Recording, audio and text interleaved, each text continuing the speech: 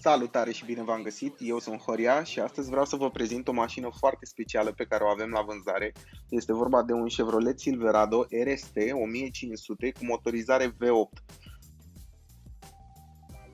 Înainte de a vorbi despre motorizare, vreau să facem o scurtă prezentare a dotărilor exterioare și începem cu luminile de zi, farurile și inclusiv proiectoarele de ceață, toate trei sunt cu LED, senzorii de parcare și cele două puncte de remorcare.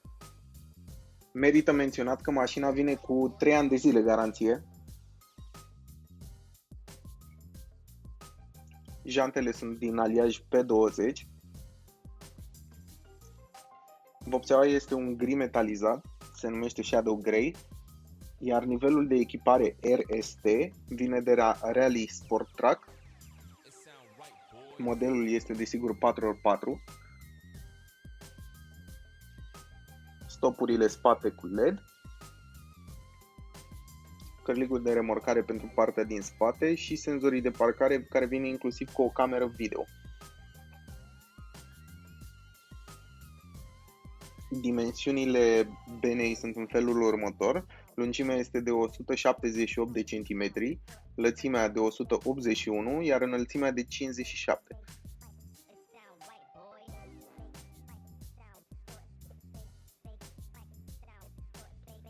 În interior se află 12 puncte de ancorare fixe. Bena este iluminată pe pilonii din spate, stânga și dreapta și înăuntru găsim inclusiv o priză de 120 de volți.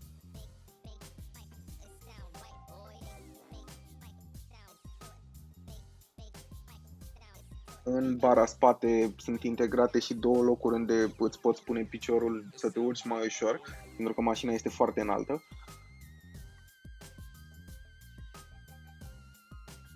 Modelul acesta vine inclusiv cu Blind Spot Assist sau senzor pentru punctul mort și iluminare pe carcasele exterioare ale oglinzilor.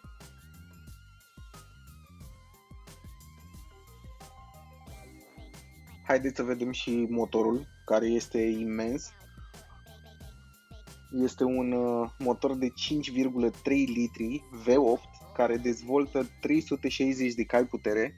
Este cuplat la o cutie automată în 8 rapoarte. Mașina are inclusiv un rezervor foarte mare de 90 de litri.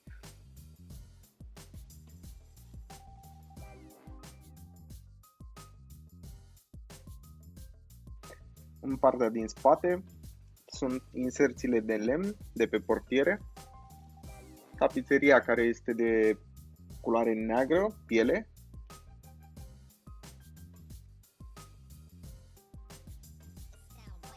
pe consola centrală avem 3 moduri diferite în care ne putem încărca device-urile, o priză auto, un USB de tip C și un USB normal. O chestie foarte interesantă la această mașină este că bancheta spate poate fi cu totul rabatată și creează un spațiu imens de încărcare.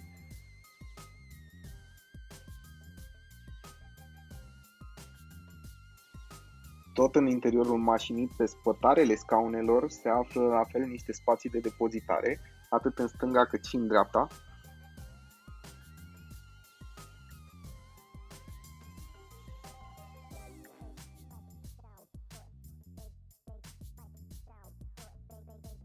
În partea din față o să începem cu volanul. Este un volan îmbrăcat în piele, cu încălzire.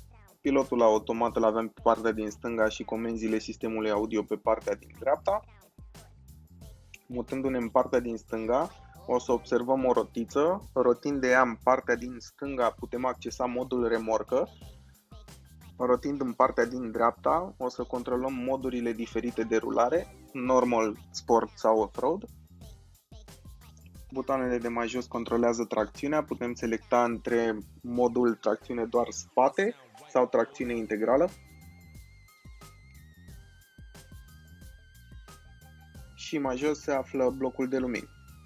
Farurile sunt desigur controlate automat și mai jos avem frâna de parcare electrică. Sistemul de infotainment este un ecran de 8 inch cu touchscreen. Este compatibil Android Auto și Apple CarPlay. Climatizare electronică în dublă zonă. Scaunele încălzite. Sistemul de start-stop. Putem deschide bena chiar din interior. Avem priză de 120 de volți, o priză auto, USB de tip normal și un USB tip C. Modelul vine desigur și cu keyless entry and go, adică intrare fără cheie și pornire fără cheie. Pe plafon se află controlul pentru geamul electric spate.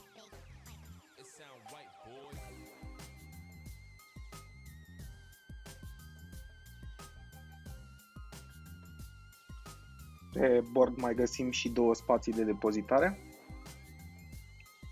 Asta pe lângă cel din consola centrală, din cotieră practic. Este încă un spațiu imens.